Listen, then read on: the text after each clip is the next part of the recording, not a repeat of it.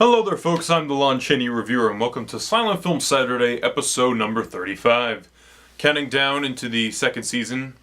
This will be the second to last episode of this 18 episode block, which means season 3 will be approaching soon. And pretty soon I'll have to close up the polls for the 37th episode. You can still vote on that right now, if I'm not mistaken, but if you're watching this video at a later date, forget it. Anyhow, today's episode I decided to do something different. I'm going to be discussing my top 5 favorite Chaplin mutual comedies. This was a period in Chaplin's career between 1916 and 1917 where he was with the Mutual Picture Company and made these 12 really extraordinary shorts. Let me just take a look at this packaging for a moment. This is, I believe, from Image Entertainment and Black Hawk Films. I like the cover kind of, and I like the title text. It makes me think of like a ride in Disney World for some reason. Here's the back. Not too flashy. Unveil the package. Same thing. And then what we get in here is a 4-disc set. First 2 discs with the mutual shorts. All 12 of them. And then we have the documentaries, The Gentleman Tramp and Chaplin's Goliath. The documentary Chaplin's Goliath is about Eric Campbell, who was Chaplin's nemesis during the mutual comedies. And that's an extraordinary documentary. Both of them are. We have a little booklet on the making of The Gentleman Tramp. Interesting stuff. But also we have Jeffrey Vance writing about each one of the mutual comedies and has the entire list of them on front. Let me just give you my general thoughts on these. I really enjoyed these shorts. Usually, I haven't seen the S&A Chaplin shorts yet, but from what I've seen of Chaplin's short work, including at Keystone, this happens to be my favorite.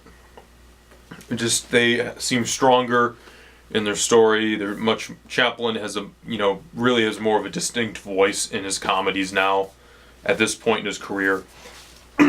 And I think that these are really exceptional shorts. There are 12 of them, however, I can only pick 5 for my top 5. I shall give one honorable mention. That is 1 a.m. This is the comedy where, other than the appearance of Albert Austin as a taxi driver, or as the limo driver, whatever, Chaplin does a one-man show in this 25-minute short, and Chaplin has to do all sorts of crazy stunts and interacts with props, and it's pretty cool. It's a little long in my opinion, but what are you going to do? Alrighty then. Number 5. Number 5, Vagabond. Out of the first, couple, this is, my favorite one out of the first, 3 or 4. This short film features Chaplin as a violin player, and he rescues Edna Purviance from a group of evil people. They look like gypsies, but I'm not going to use... Well, I just use the term gypsies, so whatever.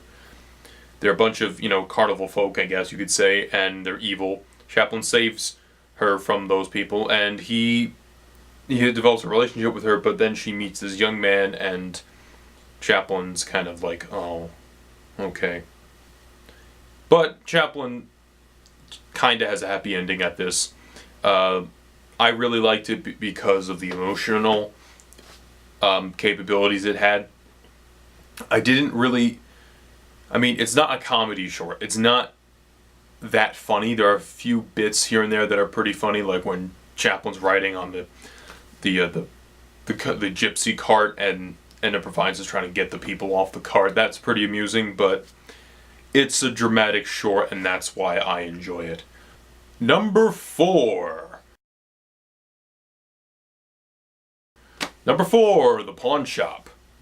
This stars Chaplin as a worker in a pawn shop, and he's working for Henry Bergman, who was of course a longtime collaborator with Chaplin. Of course, as usual, people like Edna Purviance and Eric Campbell, as an antagonist. My favorite gag in the entire short has to do with the ladders, and there's really just ladders and Chaplin's trying to do things, and it's amusing. That's all I can really say about it. I don't really have much to say about these shorts, though, other than like certain gags and what I liked about them. And I found this one amusing, and I liked the story in the gag, and there was like people trying to steal, and it was amusing. Really good, solid short. Number 3. Number 3 is Behind the Screen. Basically, this is one of my favorites because I love things that take place in movie studios. You have Edna Purviance, who is trying to sneak into a movie studio. She's not, she's trying to be an actress, but she can't. So she goes in as like as a prop boy, but she disguises herself so, people think she's a boy. Chaplin works there too. And of course, Eric Campbell is his boss / adversary. And there are a lot of amusing sequences. One of my favorites being when Chaplin finds out that he's finds out that Edna Purviance is a woman, and then they kiss, and you see Eric Campbell's like, what? And he does this really amusing dance that is so funny. And he's this big guy, Eric Campbell. He's often called Chaplin's Goliath, like in the documentary. And he does this big dance, and it's so funny. And then there's another scene I really liked, especially with Carl Davis's music, where Chaplin's playing with like the pie dishes. And he's like, and it goes with like a frenetic, kinetic pace. So I really enjoyed that one. Number 2, The Adventurer. Chaplin saves people and he gets invited to a party. However, he's actually a criminal.